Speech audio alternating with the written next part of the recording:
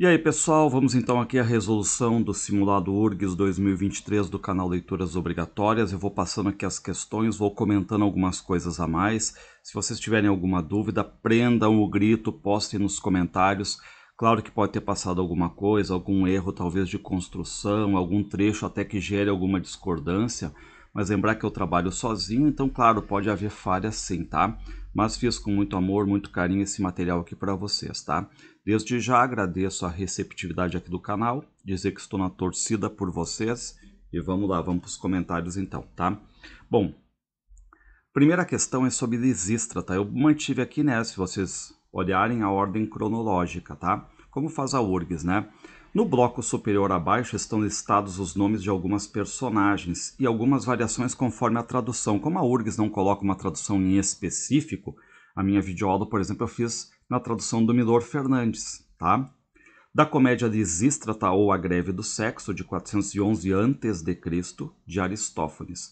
No bloco inferior, características dessas personagens, associa adequadamente o bloco inferior ao superior. Uma questão clássica da URGS, numa obra que está estreando na prova da URGS, é saber um pouco dos personagens, e a gente sabe que o protagonismo aqui é feminino. Então tem ali a Lisístrata, que é a dissolve tropa, a libera tropa, se a gente for traduzir, a Cleonice, que é a Calonice, ou Linda Vitória, a Mirrina, que é Vulverina ou Boquerina, e a Lampito. Bom, quem é que instiga em Esparta, não em Atenas, em Esparta, todas as mulheres a escorraçar os homens do leito conjugal depois de excitá-los até a loucura, mostrando-se corajosa e com forte poder de persuasão?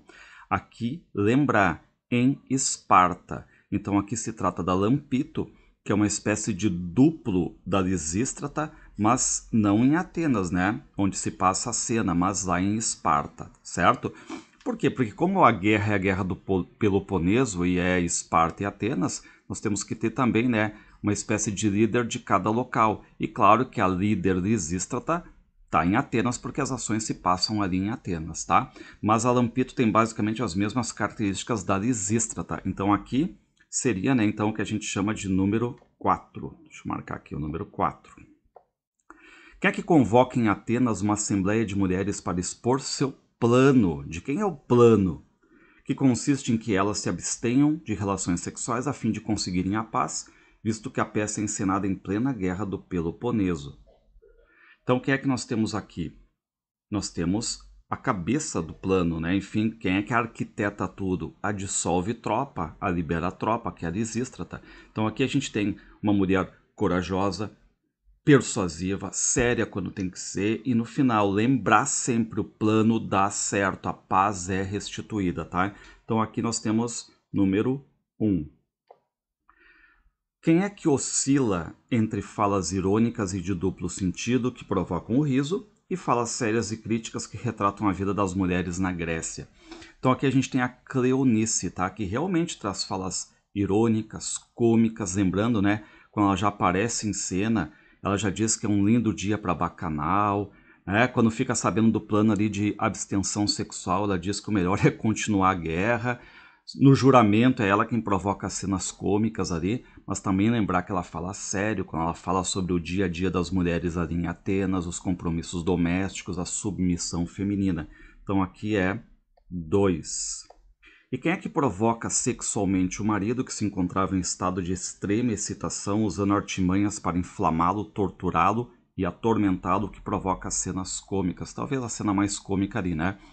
É a Mirrina, numa das cenas mais clássicas aqui do Lisístrata, né? Lembrando que o marido dela chega, ou Sinésias, ou Trepásio, ou Penétrias, né? Conforme a tradução, e ele quer porque quer transar com a Mirrina, a esposa dele.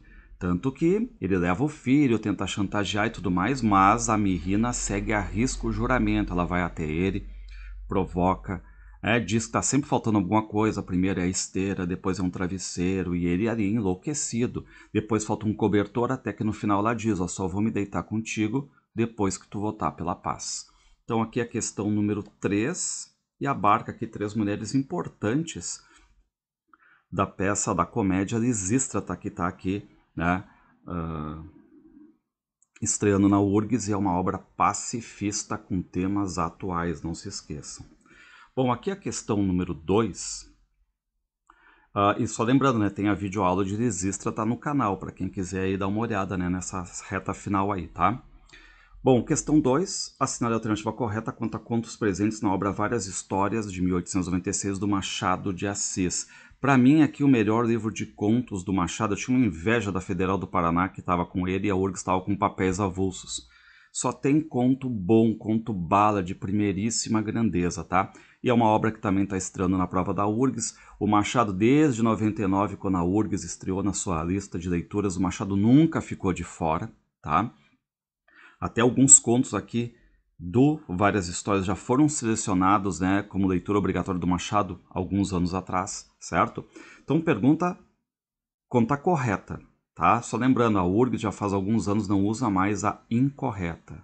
Então, ela está como o Enem, correta. Claro que tem verdadeiro ou falso, tem lacunas, tem 1, 2, 3 romano, né, coluna A, coluna B, mas ela aposentou a alternativa incorreta. Então, qual é a alternativa correta aqui, certo? A. Em um homem célebre, pestana, ok, narrador, primeiro erro, porque o conto é narrado em terceira pessoa. É famoso compositor de polcas no Rio de Janeiro, verdade. Um homem célebre, celebridade do Rio. Porém, quando sua esposa Maria falece, ele compõe um requiem, executado no primeiro aniversário da morte dela. Erro. Lembrar, né, quando ele se casou com a Maria, ele até tentou compor um noturno para homenagear o casamento, não conseguiu, fez uma cópia lá do Chopin, e quando ela morre, ele resolve depois, né, no primeiro aniversário de morte dela, fazer um requiem. Só que também não consegue, tá? Lembrando que ele se casou com a Dona Maria, viúva, que estava tuberculosa, acaba morrendo, né, rapidamente ali. Ficando pestana de bem com os homens e mal consigo mesmo. Bom, essa frase aqui, final, é conhecida, é verdadeira, né? Porque o Pestana ficou de bem realmente com os homens, com a humanidade ali. Mas o problema era com ele, com aquela famosa vocação dele de apenas tocar polcas, porque a ambição dele era compor uma das páginas imortais, como ele diz, né? Uma música imortal, uma música clássica, que ficasse eterna, perene, sempre lembrada, exemplo de Mozart, Beethoven. Mas os dedos dele tinham só a vocação de compor polcas. Por isso que até que ele diz, né, que preferia trocar, por exemplo, a condição dele de primeiro lugar na aldeia, primeiro lugar no Rio de Janeiro de compositor de polcas, pelo 100º em Roma, certo? Então, A, falsa.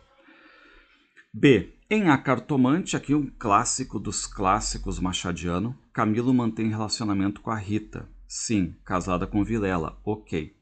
O triângulo amoroso se efetiva até o final da narrativa. Falso, visto que as predições, as profecias da cartomante se concretizam. Nada aconteceria nem com Camilo nem com Rita, já que Vilela, o terceiro ali, né, ignorava tudo. Então é um erro aqui, porque o Vilela descobre, no final ele acaba matando a Rita, chama o Camilo para ir até a casa dele, mata o Camilo também. E a ironia tá também, né, na questão da cartomante, porque quando a Rita vai consultar a cartomante, o Vilela ironiza ela, né? E depois, na hora do aperto, quando ele recebe uma carta do Vilela dizendo vem já já à nossa casa, enfim, preciso falar contigo e tal, o Camilo acaba apelando também para a cartomante. Então, incorreta também. C. Em Uns Braços, conto narrado em terceira pessoa, ok, Inácio é apaixonado, Inácio é aquele adolescente de 15 anos, né? Apaixonado pelos braços de Dona Severina, verdade, esposa do solicitador Borges, ok. Em uma das cenas, enquanto Inácio sonha estar beijando Dona Severina, ela realmente se inclina e beija o Inácio, coincidindo o sonho com realidade. Ok, correta, e é bem legal essa cena, né? Porque enquanto a Dona Severina, de forma consciente, na realidade se inclina e beija na boca o adolescente Inácio, lembrando que ela disse que sonhou com ele na noite anterior, estava com uma tentação diabólica ali. Na mesma hora, o Inácio está dormindo na rede e está sonhando que está beijando a boca da Severina. E aí o que acontece, né? Sonho coincide com realidade. O detalhe, ele nunca soube que o beijo aconteceu de verdade. Tanto que depois de muitos anos, depois que ele passou por vários amores, enfim, né? Vários beijos, ele ainda se recordava daquele beijo no sonho. Tá? Então, correto aqui, né? D. Em A Causa Secreta, Garcia, o narrador errado, o conto é narrado em terceira pessoa, possui a faculdade de decifrar os homens, de analisar caracteres humanos. É uma verdade, né? Ele é um observador, por isso nele é menos ação e mais observação. Ao observar, porém, a conduta do amigo Fortunato, percebe que ele sentia enorme sensação de prazer em observar a dor alheia. Ok. Como no caso do envenenamento de cães, de gatos e cães, ok. E no assassinato da própria esposa, Maria Luísa.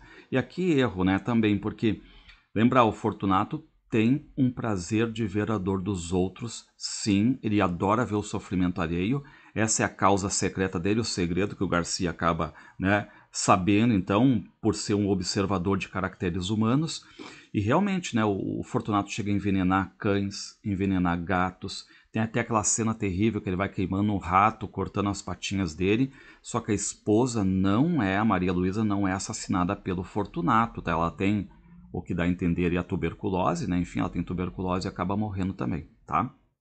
Errada. E em O Enfermeiro, outro conto maravilhoso, Procópio narrador, ok, relata que foi enfermeiro do Dócio Coronel Felisberto. Erro, Dócio nada, né? O Coronel Felisberto era um diabo em pessoa, xingava, ofendia, agredia, dava bengalada, né? Quebrava a cabeça de enfermeiro, com ele mantendo uma relação de cumplicidade. Erro também, né? Porque tem até uma lua de mel ali que dura uma semana entre eles, mas depois é só xingamento, porrada e bomba ali, né? Tanto que ao falecer, Procópio torna-se herdeiro universal dos bens do coronel, verdade. Porém, Procópio só permite que esse relato seja divulgado após a morte do coronel. Erro. O Procópio está escrevendo para um interlocutor, que não sabemos quem é, mas um interlocutor que está interessado em publicar a história do Procópio. Só que o Procópio diz, eu vou realmente escrever aqui uma história, um relato humano. Só que aquele relato, que para o Procópio é meio que desesperador, porque ele fez um crime, matou o coronel, né? Tá certo, o coronel, ele vai dizer, né? Tenta amenizar a culpa, tava com aneurisma, reumatismo, mais não sei quantas doenças, desenganado pelos médicos, enfim, né? Só que ele vai para cima do coronel, engasga o coronel, mata o coronel e fica tentando achar recursos para amenizar isso aí, né? E ele se torna o herdeiro universal, então fica com aquele peso na consciência. Por isso que o Procópio diz: eu só vou basicamente deixar que esse relato humano venha a público depois da minha morte, da morte do Procópio, tá? Lembrando então aqui que no canal tem a videoaula de todos os 16 contos do livro Várias Histórias, gabarito aqui C. Questão 3. Assinar a alternativa correta, outra obra que está estreando na URGS, tá? Que é exatamente A Falência, da Júlia Lopes de Almeida. Reparem, assinar a alternativa correta sobre Francisco Teodoro, personagem do romance real naturalista A Falência, de 1902, da Júlia Lopes de Almeida, cujas ações se passam no final do século XIX. Bom, Francisco Teodoro então casa-se com Camila, mulher bonita e instruída, ok, com quem teve apenas filhas. Erro, porque também teve o Mário, que é o filho mais velho, aquele filho que não se interessa pelo comércio do café, não se interessa pelos negócios do pai, mas mesmo depois com a queda do pai, enfim, ele vai se dar bem porque ele vai se casar com a Paquita, uma mulher extremamente rica, né? Ruth com propensão à arte, sim, lembrando, né? A Ruth aqui é um personagem à parte. A arte salva a Ruth, né? A questão do violino, da pintura, de observar as estrelas, a questão de leitura do romance, pintura, né? E as gêmeas Lia e Raquel dedicadas aos negócios do pai. Erro, né? As gêmeas mal aparecem, são pequenas ainda, né? Então, errado aqui. B. Português conservador, ok. Chega ao Rio de Janeiro, sim, e de simples caixeiro, quase analfabeto, dera-se toda a paixão pelo dinheiro, ok. Algo que até lembra o personagem João Romão do Cortiço. Vindo a se tornar dono de um armazém de café exportador, sim, uma das grandes casas de comércio, que anos depois vai à falência, ok. Então, correto aqui, né? Sem problema nenhum. C. Apesar de ser traída por Camila, que mantinha um relacionamento secreto com o Dr. Gervásio, secreto, vamos pensar, né? Secreto, ela sabe que todo mundo sabe ali, o Rino sabe, a Catarina sabe, o Mário, o próprio filho sabe, a Noca sabe, a Nina sabe, as tias do castelo sabe, né? Manteve sempre fiel à esposa. O Teodoro não se mantém fiel, né? Porque ele chega a ter um caso com aquela Sidônia, onde ele morava no começo ali de carreira, né? Inclusive a Camila chega a dizer que sabia das traições do marido.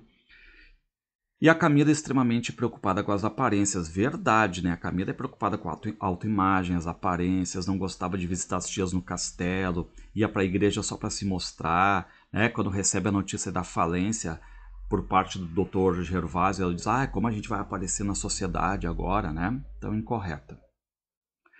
Quanto à questão da emancipação da mulher, assunto discutido na obra, é legal esse trecho também, o Ciscuine, né? A Urgs adora colocar isso. Teodoro, narrador, erro, a narração em terceira pessoa. Teodoro é a favor da independência feminina. Erro, ele é o contrário, né? Mostrando a opinião de que as mulheres deveriam ser ativas e corajosas. Errado, porque ele acha que as mulheres devem ser donas de casa, fiéis ao marido, tem até aquela teoria dele do casaco preto, do vestido branco, o homem se usa um casaco preto e tem alguma desonestidade, algum erro e tudo mais, não aparece nada, mas já a mulher, né, se usar um vestido, a mulher usa um vestido branco, e aí qualquer coisa, qualquer sujeirinha já aparece. Então a questão, né, de emancipação da mulher, voto feminino.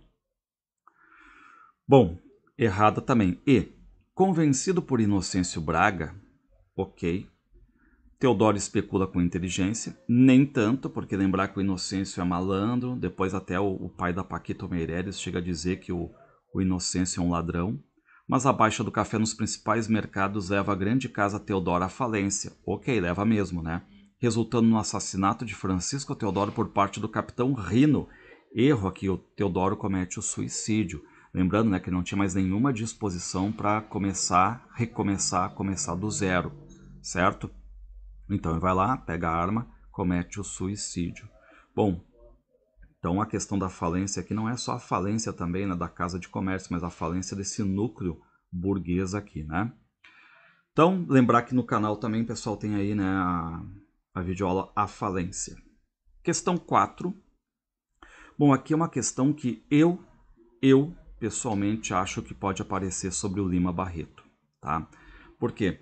Porque até tinha colocado uma questão sobre Semana de Arte Moderna e eu vi que a semana meio flopou, fracassou, e o centenário do Lima Barreto, centenário de morte, foi mais propagandeado. Enfim, e aí o Enem também não colocou nada sobre Semana de Arte Moderna, a URGS já colocou o ano passado, então eu estou colocando aqui sobre aniversário de morte do Lima Barreto. Em 2022 comemorou-se o aniversário de 100 anos de morte de Lima Barreto, importante autor brasileiro. Sem dúvida nenhuma. O drama da cor, o alcoolismo, o hospício, o subúrbio e a dificuldade financeira acabaram repercutindo em sua obra, verdade. Sobre ela, sobre a obra, são feitas as seguintes afirmações. Bom, lembrar que a vida do Lima Barreto não foi fácil, ele foi alcoólatra, sofreu preconceito racial, se internou em hospícios, né? E claro que tudo isso acaba entrando de uma certa forma na obra dele, ainda mais a questão de uma linguagem mais simples, a questão do subúrbio. Em Triste Fim de Policarpo Quaresma, que nunca foi leitura obrigatória, mas a URGS está sempre colocando. Sátira política contra Floriano Peixoto narrada em terceira pessoa, ok. A criação de um personagem idealista, que é o Policarpo Quaresma, ok. Inocente, inócuo, patriota, ufanista, que perde seu emprego. Ele era subsecretário do Arsenal de Guerra, né? Depois que ele traduz lá um ofício em tupi, ele acaba sendo internado ali, repara, em hospício, sim, se aposenta sim, e acaba morando num sítio, o sítio Sossego. E aí, problema lá com as formigas saúvas, com os impostos, né? Mas mesmo assim, quando estoura a revolta da Armada, ainda se dispõe a defender a pátria e a república. E sim, né, lembrando que quando estoura a revolta da Armada, que é o pano de fundo do finalzinho ali do livro, né, no Rio de Janeiro, a Marinha, né, enfim, vira os canhões contra a Baía de Guanabara e exige a saída do Floriano Peixoto. O Policarpo Quaresma, mesmo já mais cinquentão e tudo mais, ele se sente naquela ideia de, não, só um pouquinho, eu tenho que me dispor a ajudar a pátria, a república, né? Só que depois ele acaba, né, entrando em complicações lá, mandando carta para Floriano Peixoto, não achando justa o justo assassinato lá, enfim, fuzilamento de rebeldes da revolta da Armada, e o próprio Policarpo é condenado à morte. E aí no final, claro que mesmo que em terceira pessoa, né, aquela ideia de ele ter uma espécie assim de balanço final da vida, falando, né, que lutou gastou a mocidade, a virilidade, enfim, tudo amando a pátria, estudando, e como é que a pátria o paga, né? Matando, certo? Correto, então. 2. Em Clara dos Anjos, que é uma obra póstuma, as ações se situam no subúrbio do Rio de Janeiro. Ok, falar de subúrbio por Lima Barreto, tranquilo. Em que Clara dos Anjos, filha do carteiro Joaquim dos Anjos e de Dona Engrácia, ok, é seduzida por Cassie Jones, ok, que é uma espécie de Dom Juan dos subúrbios, né? Que a engravida e acaba fugindo. Ok, ele fazia isso não fez só com a Clara dos Anjos, fez com várias mulheres. Clara e a mãe falam com a mãe de Cassie, que as humilha de forma preconceituosa, negando qualquer relação futura possível do filho com uma mulatinha, filha de um carteiro. Sim, e aqui o drama da cor também, as palavras preconceituosas, racistas ali da mãe do Cassie, né? Correta também. Em Cemitério dos Vivos, obra póstuma e fortemente autobiográfica, é narrada em primeira pessoa a vida de Vicente de Mascarenhas. Ok, só que um detalhe, né? Apesar de serem as memórias do Lima Barreto no hospício, o hospício da Praia Grande, né? Enfim, o Lima Barreto acaba colocando não o nome dele, mas ele dá o nome de Vicente. E ainda inventa que é casado, que tem filho e tudo mais, né? Então é uma biografia, mas também não é, né? Porque tem essa mistura toda aí, tá? E lembrando, né, o Cemitério dos Vivos é o hospício. Que se encontra em um hospício com a certeza de que não é louco, mas devido ao álcool e às dificuldades de sua vida, apresenta sinais de loucura como delírios. Correta, né? 3 aqui para relembrarem a obra do Lima Barreto. Também autor de contos clássicos e tudo mais, né? Como O Homem que Sabia Javanês. Outra questão que a URGS também aqui, pessoal, tá? E só voltando aqui, ó, a quem interessar possa, as 3 obras estão aqui com videoaula no canal, certo? Bom, aqui a questão 5, uma questão que a URGS tem feito nos últimos anos, porque como sobra pouco espaço aí para as questões fora das leituras, ela tenta aproveitar ao máximo, né? Então, aqui sobre movimentos literários. No bloco superior abaixo estão listados os movimentos literários brasileiros. No inferior, características desses movimentos. Associe adequadamente o bloco inferior ao superior, tá? 1 barroco, 2 arcadismo, 3 parnasianismo, 4 simbolismo, 5 romantismo, 6 concretismo, 7 poesia marginal. Bom, quem é que é o movimento de ruptura com o verso tradicional em que a unidade do poema passa a ser a palavra, manifestada nos aspectos verbal, oral e principalmente visual? Quem é que vai fazer uma destruição do verso tradicional? E lembrar, né, que o concretismo ele teve como grandes representantes o Haroldo de Campos, Augusto de Campos, o Décio Pignatari. Então aqui a questão alternativa 6. Movimento que propõe a simplificação da arte. Bom, se eu proponho uma simplificação é porque o movimento anterior foi pesado, conturbado, excessivo, que era o barroco. E quem é que sucede o barroco? Quem é que traz essa simplificação é o arcadismo ou neoclassicismo, né? A imitação dos clássicos, né, das características clássicas, trazendo a razão como sinônimo da verdade, porque estavam baseados no iluminismo, né, no século das luzes. Então aqui é arcadismo 2. Movimento guiado pela fé, e aí a gente já sabe, né? Barroco, cuja ideologia é fornecida pela Contra-Reforma, ou seja, o teocentrismo, apresentando excesso de figuras de linguagem, a gente sabe, né? Paradoxos, hipérbatos e principalmente antítese, tá? Aqui é o Barroco, número 1.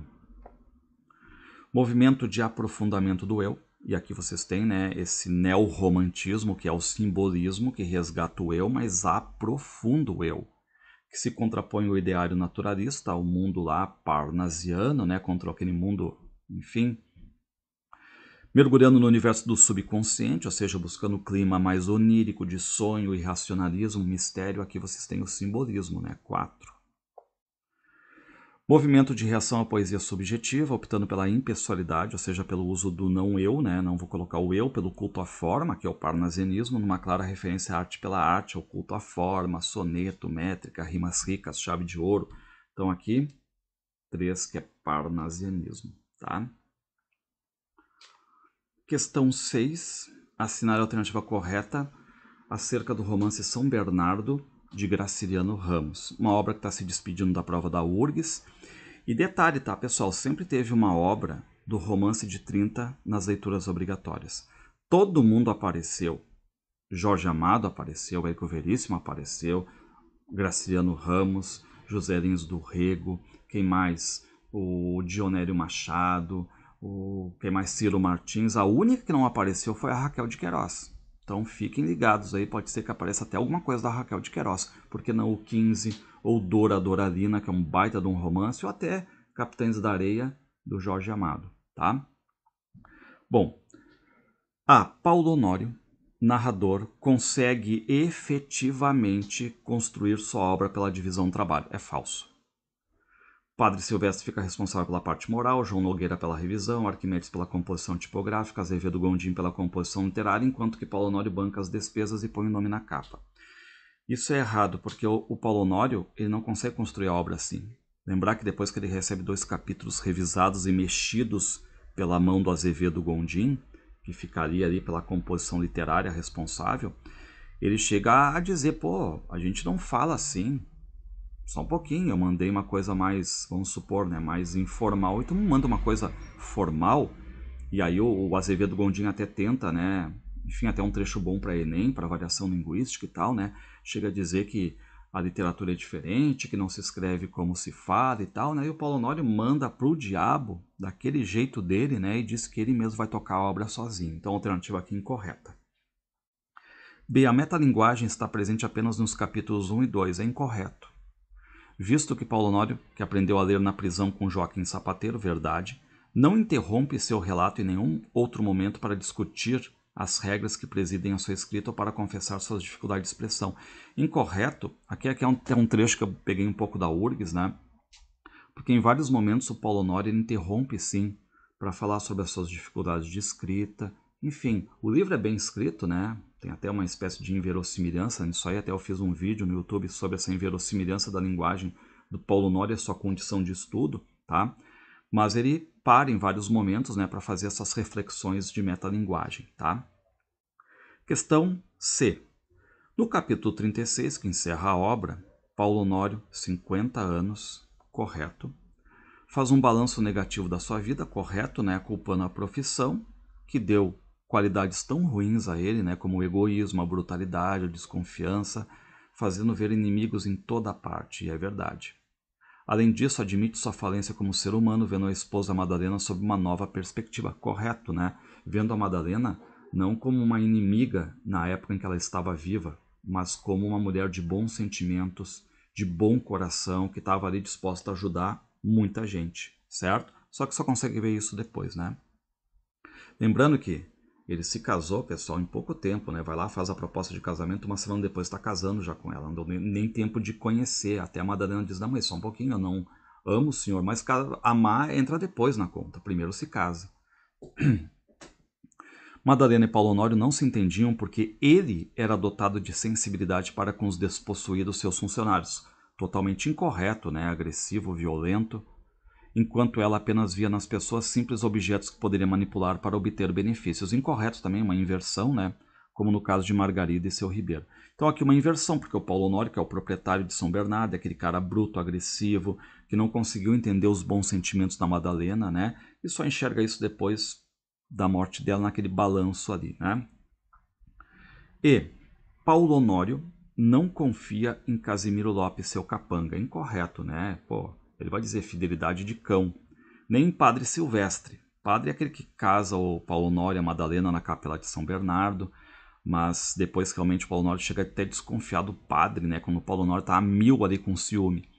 Visto que suspeita do interesse amoroso deles por Madalena, o que acaba levando a um ato de ciúme brutal, cujo resultado é o assassinato de sua esposa Madalena a facadas. Incorreto aqui porque a Madalena, você sabe, né, ela acaba cometendo um suicídio, tomando veneno, certo? Lembrando que a videoaula aqui também de São Bernardo está no canal, pessoal. Questão 7 aqui, álbum Construção, assinala a alternativa correta quanto a canções do álbum Construção de 71 do Chico Buarque. Composto por 12 canções, incorreto são 10. A relação amorosa é destaque em Desalento, Olha Maria e Valsinha. Correto, né? Nas 3 letras aqui a gente tem relação amorosa, né? Só que, claro, em Desalento, lembrando, né? Aquele desânimo, aquela tristeza pela falta da amada. Olha Maria, aquele sujeito cancional diz que não vai prender a Maria, que ela pode sair. E em Valsinha, aquela mudança de comportamento por parte do homem, né? que antes era negativa, mas agora ele chega cheio de alegria, olha a mulher de uma forma diferente. Em que o sujeito cancional nas 3 letras é feminino. Incorreto, né? Porque a gente vê claramente que em Desalento e Olha Maria, o sujeito cancional é masculino, tá? Na valsinha a gente tem um sujeito cancional que não participa da cena ali, tá? Então não dá para referir se é masculino ou feminino, certo? Mas é incorreto aqui. B. Álbum de estreia do genial compositor. Incorreto quanto ao álbum de estreia, porque era basicamente o 5º, tá? Sem contar, claro, o álbum que o Chico Buarque fez na Itália, sem contar o álbum que ele cantou Morte e Vida Severina, enfim, né? Sem contar os avulsos e tudo mais. Correto quanto a genial compositor, né? Um patrimônio cultural brasileiro. Traz como destaque a canção Minha História. Será que é o destaque Minha História? O destaque a gente sabe que é a faixa Construção, né? Tanto que é considerada a 2ª melhor canção brasileira de todos os tempos. Só perde para Águas de Março do Tom Jobim. Que narra em versos de 12 sílabas, incorreto, são versos livres, de forma sintética, uma pequena biografia de Chico Buarque e sua relação conturbada com os pais. E aqui incorreto totalmente, né? Lembrar que a canção Minha História é uma versão de uma música italiana chamada Gesù Bambino, da historiadora Paola Pallottino. Essa música foi cantada no Festival de Sanremo, na Itália, em 71, se tornou um clássico. O Chico faz a versão dela, claro que adaptada ao Brasil, porque a gente não tinha o mesmo contexto, por exemplo, que a Itália tinha quanto à Segunda Guerra. Lançado em 71, correto, em plena ditadura militar, correto. Em letras como Acalanto, Samba de Orly e Cordão não se encontram alusões, referências ou metáforas a tal período ditatorial, visto que já se encontrava em vigor a censura prévia. Correto que já existia a censura prévia, ok? Tanto é que o álbum passou pela censura, teve alguns cortes, algumas mudanças. Samba de Orly teve mudança, Deus lhe pague teve mudança. Deixa eu ver quem mais aqui. Minha História teve mudança, que era para ser o título Menino Jesus, né? E virou Minha História. Então, ok quanto à censura prévia.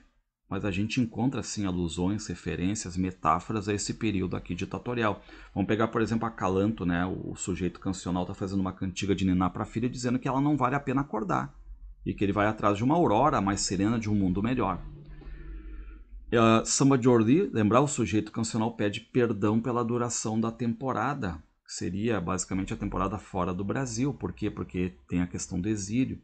Cordão também, o sujeito cancional dizendo que ninguém vai acorrentar ele, que enquanto ele vai cantar e puder cantar, ninguém vai acorrentar. Então, claro que nós temos mensagens aqui metafóricas, alusões, referências ao período ditatorial, porque as letras trazem metáforas quanto a esse silêncio, mundo conturbado, né, exílio e tudo mais. D. Tendo participações especiais de MPB4, Tom Jobim, Trio Mocotó e Toquinho, correto. O álbum abre com a canção Deus lhe pague, ok, cujo título pode se interpretar como um agradecimento sarcástico ao autoritarismo, correto, né? Agradece o pão para comer, o chão para dormir, a concessão para sorrir, enfim, uma lista assim de ações, muitas delas assim essenciais, né? Mas que ironicamente eu agradeço com Deus lhe pague. Tendo parte de sua letra incorporada no final da canção Construção, correto, né? Lembrando que a canção Construção é a mais longa, tem 6 minutos e 24. E no final dela ainda incorpora parte da letra de Deus lhe pague. Então aqui é a alternativa correta. E, tanto na letra de construção quanto na letra de cotidiano, não se encontram procedimentos formais como métrica e rima, totalmente incorreto, já que o lançamento do álbum ocorre após o surgimento de movimentos de vanguarda como concretismo e tropicalismo. Bom, realmente o álbum é lançado quando já havia o concretismo, aquela poesia visual lá dos anos 56. Também quando já havia o tropicalismo, que foi lançado em 67, que estoura em 68. Realmente os dois movimentos são de vanguarda, mas nós encontramos sim procedimentos formais, tanto em construção, que é uma letra formal, conceitual, quanto cotidiano, né? Construção, por exemplo, tem versos de 12 sílabas, os dodecassílabos, então tem métrica. Cotidiano a gente tem quartetos, enfim, decassílabos, né? Tem rimas, lembrar, né? Pontual, igual, manhã, hortelã, cuidar, jantar. E o Chico tinha muito desse cuidado formal, tanto que em 75, lembrando, né? Ele tinha lançado uma peça chamada Gota d'Água, com Paulo Pontes, que já foi leitura obrigatória da URGS, né? Em que ele fez mais de 4.000 versos, tudo rimado e metrificado, pessoal, tá? Aqui também, lembrar, eu tenho 3 videoaulas aqui sobre Chico Buarque, né? O antes, o álbum e o depois, tá? Quem se interessar aí. Questão 8, uma das características mais destacadas no romance As Meninas de Lígia Fagundes Teres é a construção de 3 narradoras protagonistas por meio do recurso da polifonia, em que cada personagem se expressa com sua própria linguagem e pensamento particular. No bloco superior abaixo estão listados os nomes de 3 protagonistas. No inferior, frases dessas personagens. Associe adequadamente o bloco inferior ao superior. Bom, aqui uma obra-prima da nossa literatura. Está se despedindo da lista das leituras obrigatórias da URGS. Será que vem Clarice Lispector no lugar aí? Né? Crônicas da Clarice? Não sei. Bom, personagem 1, Lorena, 2, Lia, 3, Ana Clara. Vamos ver os trechos e quem fala. Ano que vem, vida nova, meu santo. Tranco a matrícula e depois... Aqui já é uma linguagem mais truncada, né? Quero ser a primeira, está me ouvindo? Com dinheiro, a gente aprende rápido, com dinheiro fica fácil. Sou inteligente, não sou? Psicóloga. O escamoso me compra a clínica caixa alta, tenho um nojo de problema de mendigo. Então aqui é uma fala da Ana Clara, Ana Turva, que foi abusada, lembrando, né, na infância pelo Dr. Algodãozinho, que se sente trancada sexualmente, viciada em drogas, tem um amante traficante, o Max. Então aqui, número 3.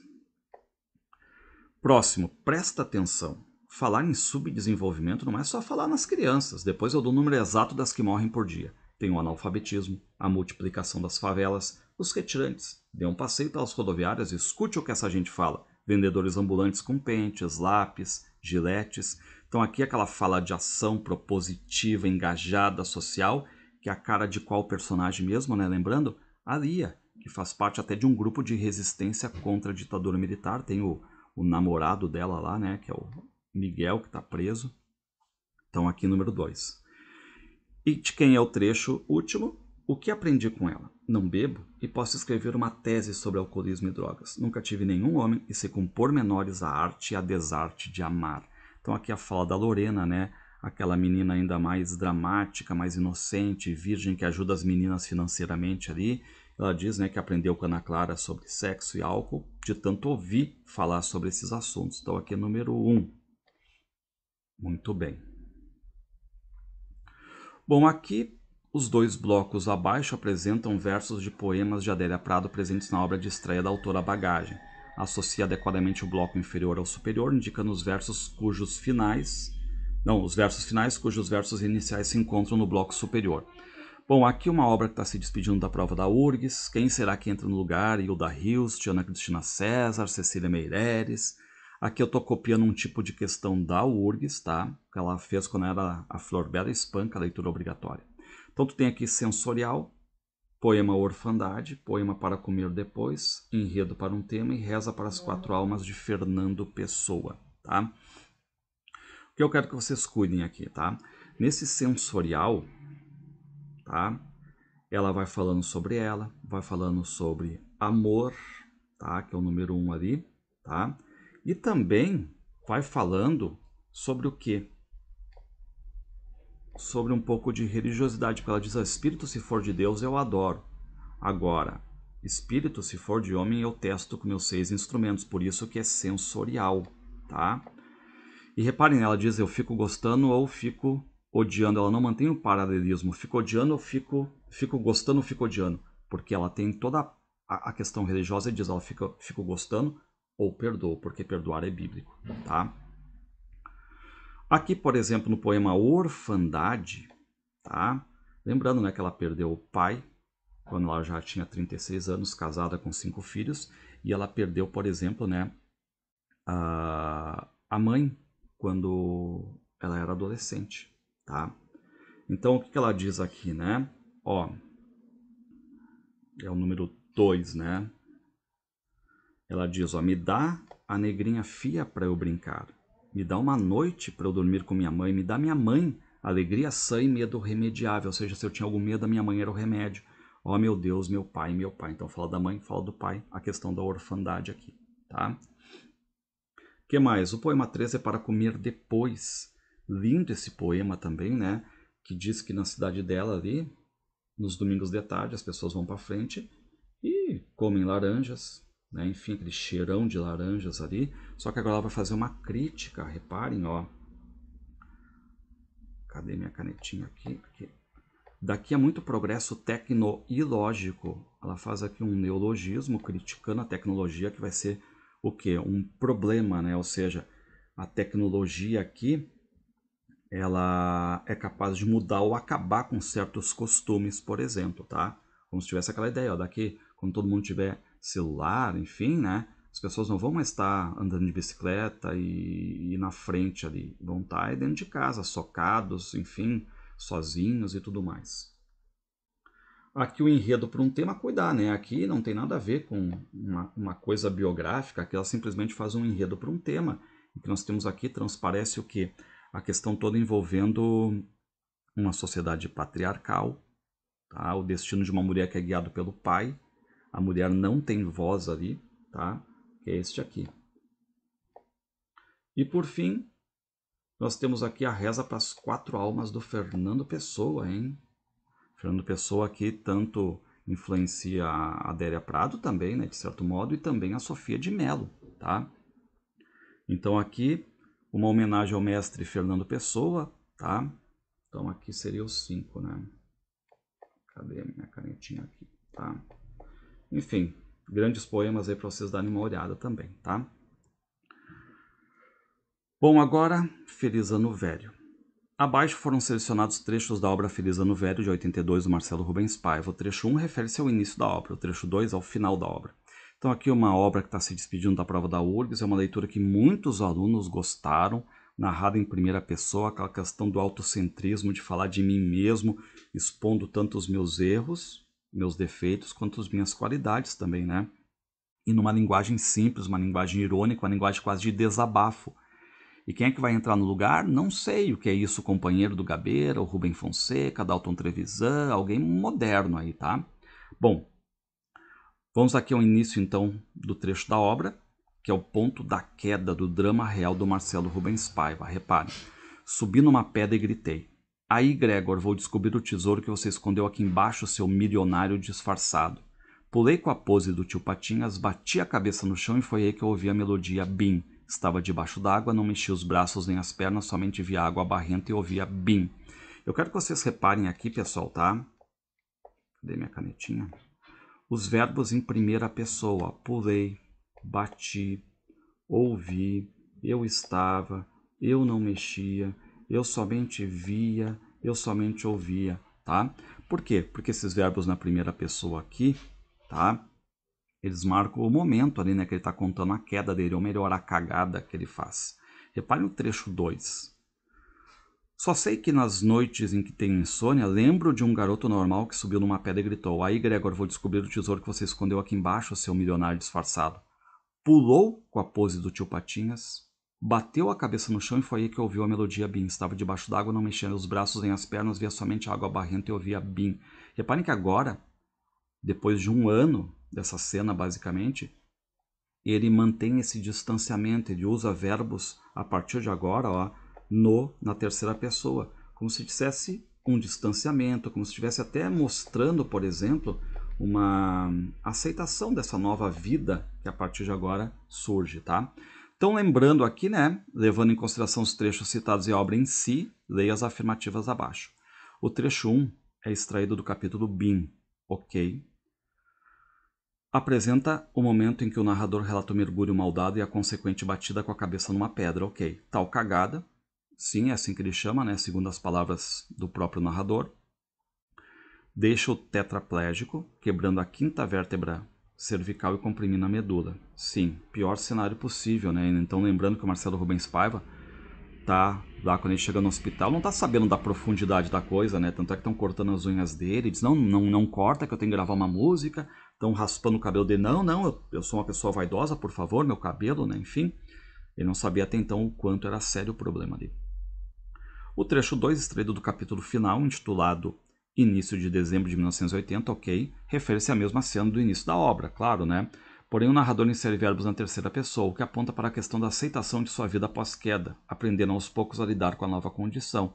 E é legal essa questão aqui da aceitação da nova condição, porque quando o Marcelo Rubens Paiva vai para o apartamento, ele também está indo para a rua, está indo para o cinema, ele está vendo como é que funciona de verdade a sociedade, quanto à questão da acessibilidade, do preconceito, vai conhecendo pessoas importantes, como as terapeutas ocupacionais, que vão dar nele um choque de realidade, vão dizer para ele ser mais independente, né? Assim como ele conhece um personagem também chamado Silvio, que diz pro Marcelo, Marcelo, o passado não volta, porque a todo momento o Marcelo Rubens Paiva está assim, por que eu não entro numa cápsula e volto? Por que eu não volto? E esse Silvio diz, cara, cada nova habilidade que tu conseguir, a habilidade em até rodar as rodas da cadeira de rodas ali, né? Enfim, é um novo degrau na tua vida. Então, correta também. 3. Os trechos 1 e 2, respectivamente inseridos nos anos 79 e 80, ok. Porque um é dia 14, né, que ele vai comentar lá, 14 de dezembro de 79, e depois é início de 80. Evidenciam que a obra abrange apenas um ano na vida de Marcelo Rubens Paiva, restringindo os acontecimentos políticos e sociais apenas à lei de anistia de 79, fato confirmado com a visita de Leonel Brizola ao narrador. Incorreto, porque lembrar que o Marcelo, ele diz que enquanto ele está lá, né, deitado numa cama hospitalar, né, enfim, sem conseguir se mexer, ele diz que uma das questões que para passar o tempo é lembrar das pessoas que fizeram parte da vida dele. Então ele vai contar coisas lá, enfim, né, do nascimento, de 71, como o sequestro do pai dele e tudo mais, a morte do pai dele, o assassinato, né? Então ele vai contando várias coisas ali das décadas de 70, o pano de fundo, lembrando, é a ditadura militar, tem a lei da anistia realmente, tem a fundação do PT, só que o Leonel Brizola nem visita ele, é a esposa que vai visitar, né? Porque, claro, tinha relações com o pai do Marcelo Rubens Paiva, que era político também, tá? Então aqui, apenas 1 e 2. Questão 11. Pessoal, olha que lindo o poema. Leia as afirmativas abaixo referentes ao poema intitulado Para Domingos Jorge Velho, do poeta José Carlos Limeira. Bom, aqui um poema que poderia ser leitura obrigatória sempre, pessoal, tá? O que aconteceu? Esse poema aqui, eu estou fazendo algumas leituras para o UniOeste e me dei de cara com esse poema aqui que é pedido. Ah, já pensei, esse aqui vai entrar, tá? Não interessa se vai cair na URGS ou não, mas esse poema aqui tem que entrar na minha prova. Reparem, o título é Para Domingos Jorge Velho. Esse Domingos Jorge Velho foi um bandeirante paulista, foi caçador de índios, foi caçador de escravos fugidos, foi líder das tropas que destruíram, por exemplo, o Quilombo dos Palmares. Um personagem negativo na história do Brasil, mas que em muitos momentos entrou como positivo. Então reparem a carta que vai ser mandada para ele em forma de poema. Ó. Domingos, bem que você poderia ter sido menos canária. Está certo que eras um filho da coroa, súdito leal, e os negros de Palmares? Ora, negro é negro. Jorge, meu caro, entendo que estivestes vendo seu lado, ouro, carne seca, farinha eram bem pagos. Velho, o que me dói é o fato de teres com alguns milhares de porcos dizimado um sonho justo de liberdade. E ainda por cima com 3.000 orelhas de negros. 3.000! Ontem senti um tremendo nojo quando te vi como herói no livro de história do meu filho. Mas no fim foi muito bom, porque veio de novo a vontade de reescrever tudo, e agora 100 heróis como você, que seriam no máximo, depois de revistos, assassinos e bem baratos. Atenciosamente, um negro. Bom, o que diz aqui as alternativas, tá? O poema utiliza recursos do gênero carta. No título ao destinatário, Domingos Jorge Velho, bandeirante paulista líder das tropas que destruíram o Quilombo dos Palmares, e na assinatura, o emissor, um negro, referência decisiva na construção da narrativa desmistificadora. Verdade. Então aqui, reparem que quem estuda para o Enem sabe que é comum essa mistura, essa mescla de gêneros. Uma letra de canção que utiliza recursos de uma carta, como por exemplo a canção que o Erasmo fez em 66 chamada Carta. A música, aquela ECT, cantada pelos tribalistas, né? Então, o poema ele tem essa questão de se apropriar de outros gêneros também. Poema tirado de uma notícia de jornal. Pô, Manuel Bandeira tá lá se apropriando de gênero jornalístico, tá? E a carta a gente sabe, né? Tem emissor, tem destinatário. E a carta ela tem um âmbito de circulação mais restrito. E aqui vira poema, um poema de denúncia, altera o âmbito de circulação, tá? E lembrar também que aquele final ali, atenciosamente, também é um gênero, né? Uma marca do gênero carta, tá? Hoje também muito usado em e-mails, né? Que é a modernização da carta. Correto, então. 2. A recorrência à revisão histórica como matéria poética torna-se excelente meio de reelaborar visões de mundo distorcidas. Correto. Já que realiza uma crítica contundente à história oficial e ao livro didático, correto, como instâncias legitimadoras de uma versão das classes dominantes. Então reparem que está correto também, né? As classes dominantes aqui escrevendo a história a partir da ótica dos vencedores, e nessas histórias entram muitas coisas distorcidas, tá? Até aqui me lembrou de inserir um trecho do poema da Sofia de Mello, aquele poema Paz sem vencedores sem vencidos. 3. Ao suscitar o questionamento de Domingos Jorge Velho como herói, o poema tem como preocupação a reversão de imagens transmitidas e cristalizadas como positivas e o desmantelamento da figura dos chamados heróis, que historicamente são agentes diretos ou indiretos de opressão. Correto, aqui também me lembrou o caderno de memórias coloniais, lembrando que quando Moçambique ainda era colônia de Portugal, a capital se chamava Lourenço Marques. Mas qual é o detalhe? Lourenço Marques era o nome de um explorador português. E depois que Moçambique ganha independência, há uma revisão histórica e mudam o nome de Lourenço Marques para o nome nativo da região lá, que é Maputo, tá? Enfim, então aqui todas as três, mais para vocês terem contato com esse lindo poema aqui, pessoal, tá? Se gostaram desse poema aí, marquem aí nos comentários e tudo mais, tá? Bom, questão 12, Deixa o Quarto Como Está. No bloco superior abaixo estão listados os nomes de contos presentes na obra Deixa o Quarto Como Está, de 2002, do Amilcar Betega. No inferior, trecho desses contos. Associe adequadamente o bloco inferior ao superior. Aqui uma obra que vai para o seu segundo ano, Os Contos Fantásticos, do Amilcar Betega, tá? Num primeiro ano não caiu nenhum conto específico. E lembrando que o Amilcar Betega diz que os contos dele, quando vão para um livro, tem que ter uma unidade, alguma coisa que os una. E aqui é o caminho do fantástico, tá? Então, a questão do surgimento do absurdo, do insólito e a normalização desse absurdo. E são contos universais aqui. O 1 é exílio, o 2 aprendizado, o 3 é hereditário, 4 a cura e 5 a correria, tá?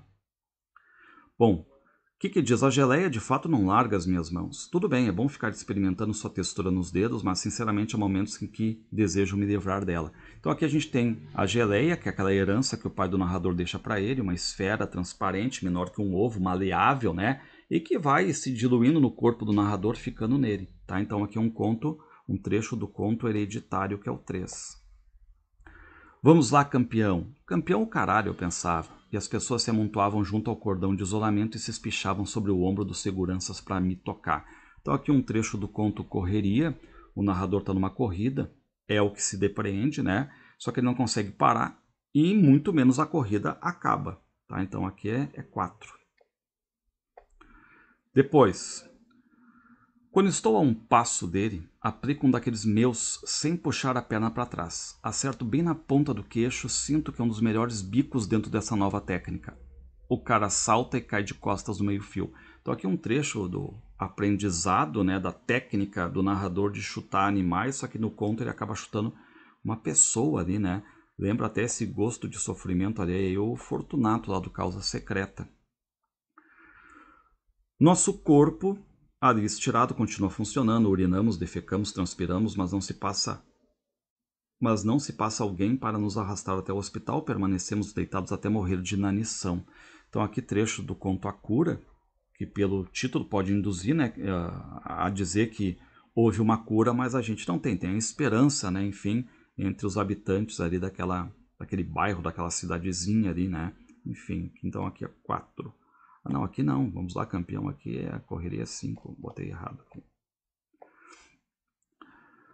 Mas é que aqui na loja eu preciso de gente que vem em busca do produto, não de crianças ou cães. As prateleiras que ocupam todas as paredes da loja estão cheias e sei que meu produto é bom. Então aqui trecho do conto Exílio, uma loja em que não entram basicamente fregueses, não sabemos qual é o produto vendido. O narrador resolve abandonar a cidade, mas não consegue porque o trem nunca atravessa a cidade, né? Então ele volta como se sentisse ali exilado, né, nesse próprio mundo dele aí, tá? Sem perspectiva ali, né, de mudança. Então aqui nós temos o exílio. Questão 13. A personagem Nenguacainda, alta, magra e idosa, representa no romance Ponciá Vicêncio de Conceição Evaristo o conhecimento e a sabedoria, espécie de sacerdotisa do povoado Vicêncio. Verdade, né? Em momentos diferentes da narrativa, Ponciá, Luandi e Maria Vicêncio conversam com ela, que representa um elo entre os três. Analise as alternativas abaixo referentes a esses 3 encontros aqui, tá? Bom, aqui eu busquei então uma personagem importante no livro que une os 3 personagens, que é a Nenguacainda, tá? E lembrando que ela está sempre no povoado. 1. Nengoca ainda, quando se encontra com Poncia na cidade, incorreto, os encontros dela são sempre no povoado na Vila Vicêncio. Alerta a Poncia de que, embora ainda não tenha encontrado a mãe nem o irmão, que seria correto, né, não estava sozinha e de que mais cedo ou mais tarde ela receberia a herança que o avô deixara. Até aqui, verdade. Um pequeno terreno com uma casa, mas é incorreto porque, lembrando, né, apesar de realmente dizer que a Poncia não estava sozinha, pai, mãe estavam vivos e tudo mais, né, que eles iam se encontrar, a herança não é algo material, é algo metafórico, né? É algo, enfim, de sina, é incorreto aqui. 2. Nengoca ainda, quando se encontra com Luandi na Vila Vicêncio, ok, povoado, vila, né? Alerta-o de que a mãe estava viva e de que Poncia estava na cidade, ok. Porém, ri ao vê-lo com farda de soldado. Exatamente, ele tinha levado uma farda usada do soldado Nestor, né? Dizendo que ele estava em um caminho que não era o dele. Ok, correto, né? Como se só estivesse orientando o Luandi, até porque o Luandi depois, quando o negro Climério acaba matando lá a Bilis, o amor dele, ele mesmo depois virando soldado, ele resolve abandonar tudo e vir. Então a palavra da Nengoca ainda tem muita força aqui. 3. Nengoca ainda, quando se encontra com Maria na Vila Vicêncio, alerta de que o tempo não havia ainda lhe desenhado o encontro com os filhos. Ok. Depois de alguns dias, porém, profetiza que o tempo já permitiu o encontro, que acaba não acontecendo, incorreta, né? Ela acaba dizendo realmente que o tempo já permitiu o encontro, que acontece lá depois na cidade, unindo os três voltando para o povoado. 14. Já estamos acabando aqui, né? Sobre Coral e outros poemas de 2008, de Sofia de Mello Breiner Andressen, são feitas as seguintes afirmações. Aqui uma obra que está estreando na prova da URGS, são mais de 400 poemas, mais de 14 livros, mais os poemas dispersos, os inéditos, as artes poéticas, né? Então, atentar para as características da autora. Trata-se de antologia, sim, seleção de poemas feita, né, pelo poeta brasileiro Eucanaã Ferraz, ok, que abrange o conjunto de obras da autora portuguesa, verdade. Desde lá do primeiro de 44 até 2011, né? Entre os poemas selecionados, há destaque para o tema do mar, corretíssimo, que perpassa toda a obra da autora, estando presente inclusive no título de alguns de seus livros. Verdade, tem Dia do Mar, Mar Novo, sem contar que eles trazem até relação com o mar, né? Coral, navegações, ilhas, correta. 2. O mundo grego, com a força de seus mitos e a inspiração em Homero, verdade, também está presente na poesia de Sofia de Mello, assim como a imitação de estilos de poetas consagrados como João Cabral de Melo Neto, Luiz Vaz de Camões e Ricardo Reis, heterônimo de Fernando Pessoa. Verdade também, né? Lembrando que o mundo grego, os mitos realmente aparecem com força na poesia, ela faz poemas sobre Eurídice, tem vários, né? Homero, Baco, Dionísio, Penélope, Golfo de Corinto, ilhas gregas, enfim, muita coisa aqui.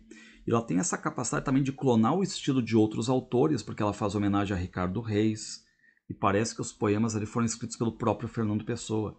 Ela clona João Cabral de Melo Neto na obra O Cristo Cigano, clona um soneto do Camões, basicamente, né? Então é interessante essa capacidade dela de clonar estilos também. Correto. 3. Em suas artes poéticas, textos em prosa, sim, lembrando, né, que são 5 artes poéticas na obra, né, que são textos em prosa ali. Sofia de Mello explica seu pensamento quanto à arte, verdade. Ressaltando também sua evolução poética, que tendo partido no mar, englobou também a participação política, influenciando por meio de sua obra na vida e no destino dos outros, visto que Portugal vivia um período conturbado na história, o Estado Novo, ditadura que durou de 33 a 74. Correto, é importante vocês lembrarem dessa evolução poética da Sofia. No começo ela é taxada de abstrata, de alienada, temas do mar, irracional, aquela coisa toda, né? Irreal. Só que depois ela acaba acoplando com mais força a temática social, o mundo engajado. Isso se dá principalmente no livro sexto, que é o 7º livro dela, né? Mas é o maior, assim, com força social e que depois acaba virando uma constante da autora, né? Lembrando que ela foi casada com o Francisco Souza Tavares, jornalista, político, anti-Salazar, constantemente preso, tá? E ela nunca esqueceu do mar, né? Até o final da carreira, o mar aparecendo também, tá? Então, 3 aqui. Lembrando, né, que a videoaula tá aqui também no canal, Poncia também, todas elas estão, né? E para finalizar aqui o simulado, nós temos em Caderno de Memórias Coloniais, de Isabela Figueiredo. A narradora faz questão de mostrar o quanto ama o pai, sua alma gêmea, sentindo-se protegida e feliz ao seu lado.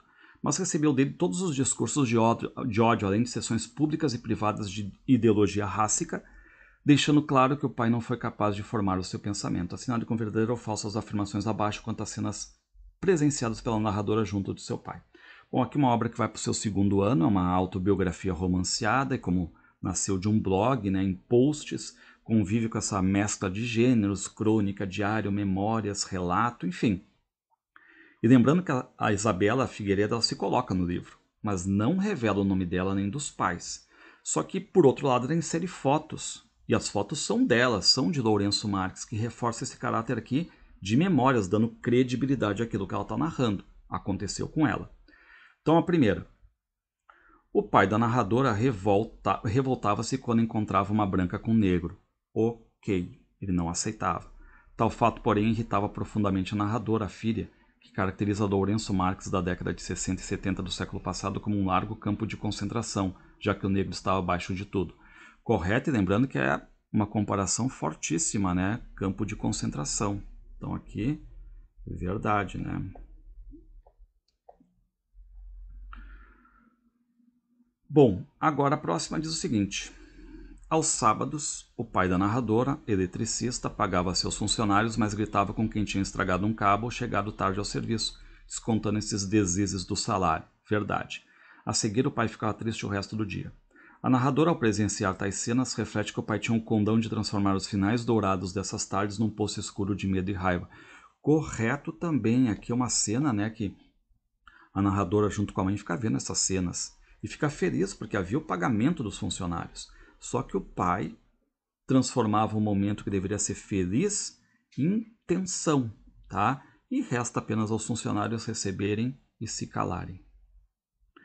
O pai da narradora, junto da filha, vai atrás do funcionário Ernesto, que não ia trabalhar havia 3 dias, verdade. O pai invade a casa de seu funcionário, espanca-o, trazendo para a rua, o que causa alegria na filha, que reflete que aquele homem branco era o seu pai, forte e destemido. Aqui totalmente incorreta, né? Totalmente incorreta. Porque a filha fica refletindo essa metamorfose do pai porque ele é querido, amável com ela, mas agressivo com os funcionários. Ela não entende isso. Ela chega a dizer que esse homem branco não era o pai dela, né? E chega até a dizer em terceira pessoa, como se a gente mantivesse um afastamento. Nos massacres de setembro, lá em Moçambique, o pai e a mãe da narradora decidem que a filha não deveria mais morar em Moçambique, alertando-a de que deveria contar a verdade assim que chegasse a Portugal. Mas a narradora diz que não levava somente a verdade dos pais, mas a verdade dela também, que seria uma grande traição à memória de seu pai. E é correto, eu quero que vocês cuidem bem essa relação aqui, pessoal, tá? De traição, tá? De traição. Por quê? A toda hora os pais ficam enchendo a filha dizendo assim, vai lá para Portugal, mas conta o que os negros estão fazendo, estão matando, estão chacinando os brancos, conta tudo tintim por tintim.